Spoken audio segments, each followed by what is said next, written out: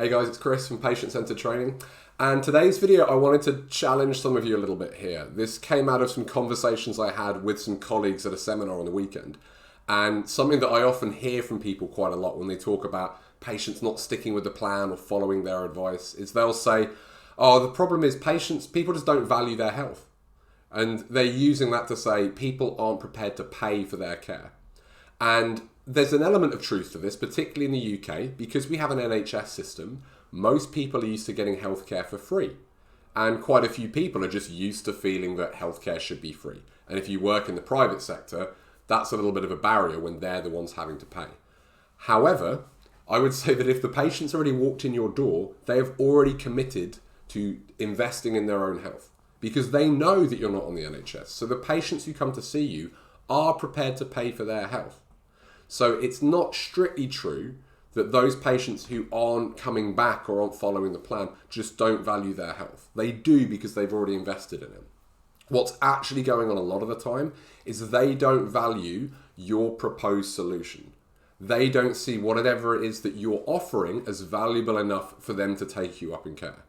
And often this happens because what we're doing is we're trying to sell them ethically and altruistically and not hard sell, but we're trying to sell them on chiropractic or adjustments or wellness care or the big idea. Whatever it is, we're trying to logically convince them that we have something that they don't even know they need. And that's incredibly tough. It's incredibly tough. I tried it for years. It really doesn't work that well. And then patients don't value their health becomes the excuse for why they don't do it.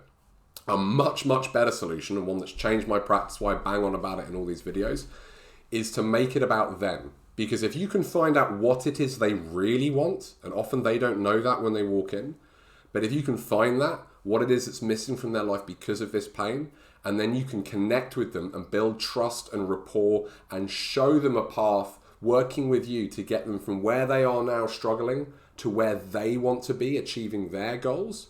And if they trust you and they believe that you can get them there, they are going to invest in care. I guarantee it. All that's happening when they're not doing it is they feel either that you don't really know how to get them where they want to be, or often you're not trying to get them where they want to be, you're trying to get them somewhere else, or they just don't trust that you got their best interests at heart. So you need to get over those barriers in order to build that trust and rapport and have patients commit to getting better with your care and actually getting the results that you want to deliver them.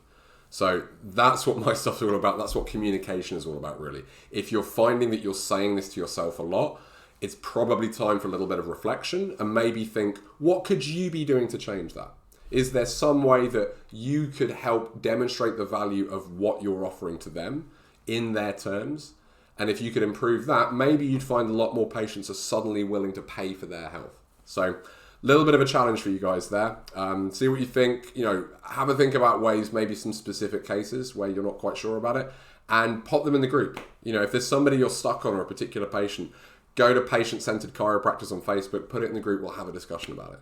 But I hope that's helpful for some of you, and any questions, as always, get in touch.